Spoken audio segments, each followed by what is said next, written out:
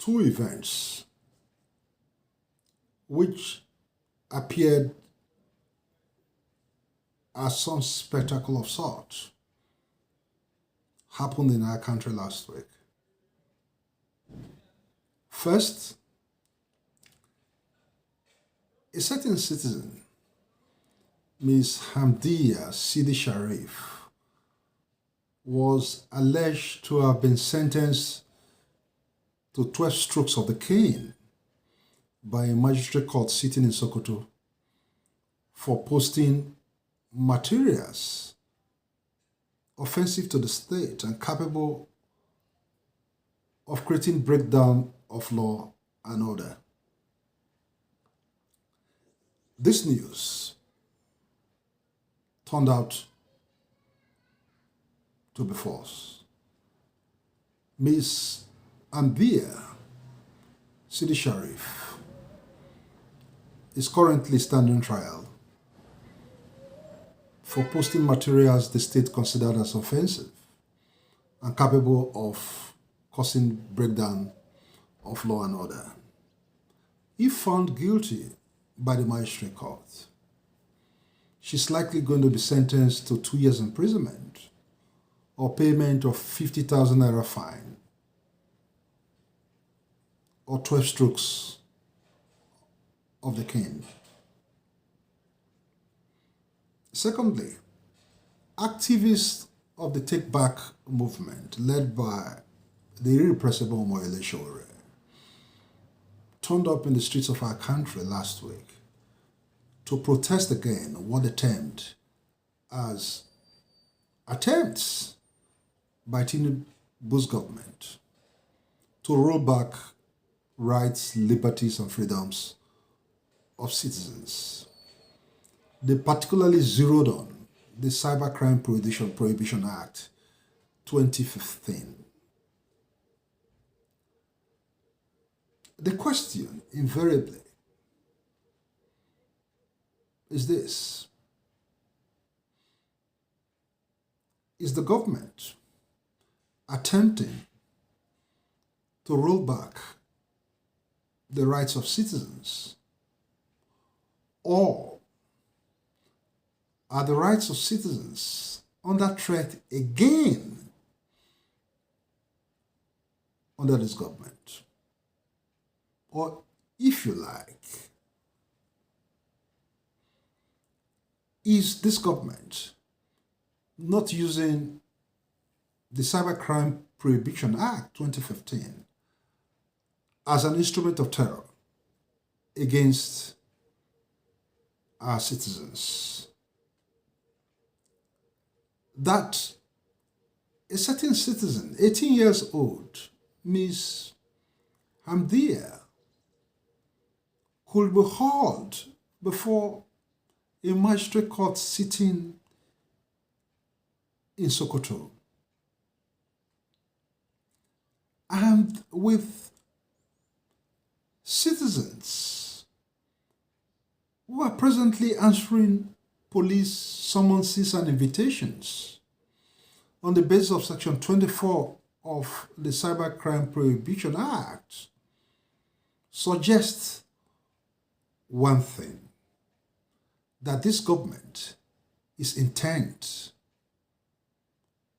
on threatening the rights, liberties, and freedoms of citizens, particularly the right to free speech. As citizens across the length and breadth of our country call attention to Section 24 of the Cybercrime Prohibition Act, it's important to highlight the fact that between citizens expressing objections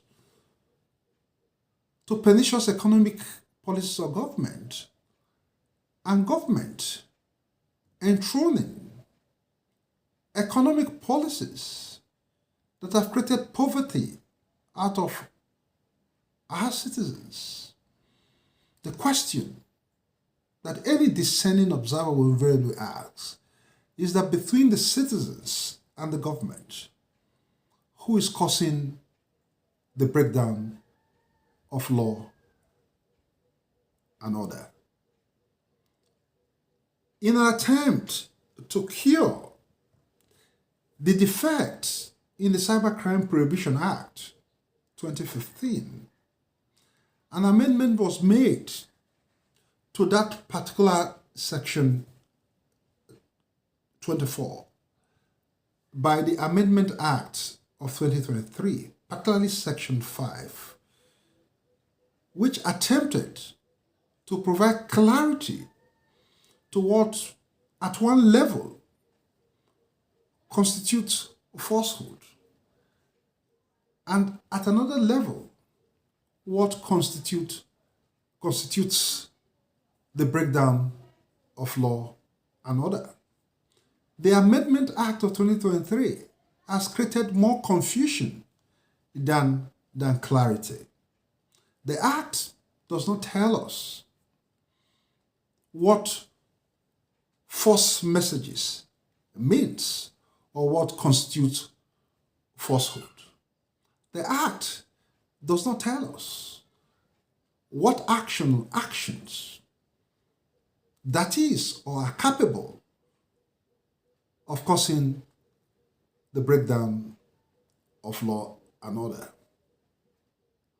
But there is an abundance of evidence in the public space that this government, Tinubu's government, and its instrument of terror, the Nigerian police force,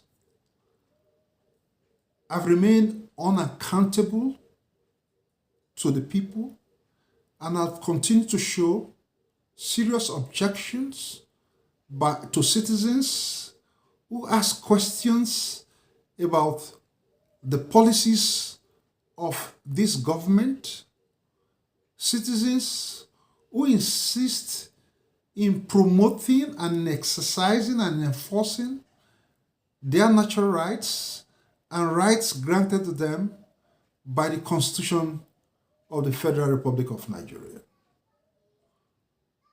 What makes citizenship essential is that it grants every citizen the right to express himself or herself on any issues that touch on the very existence of citizens themselves and the existence of the nation state. In a country that is currently torn apart by bandits, by criminal rogues, by terrorists, it becomes the responsibility of citizens to ask of government its policies that address the problems the nation state is confronted with. But a government that is tone deaf, that does not listen, that abjures criticisms, has now taken the Cybercrime Prohibition Act as an instrument of terror against our citizens. But it's important, as I've always stressed on this channel, that the responsibility of every citizen is to be active to the extent that it asks of government. The performance of its role as an arbiter that stands above personages of power, instruments of power in our country. And if the Constitution grants citizens the right to free speech, one would only ask this government to allow rights to bloom. Thank you.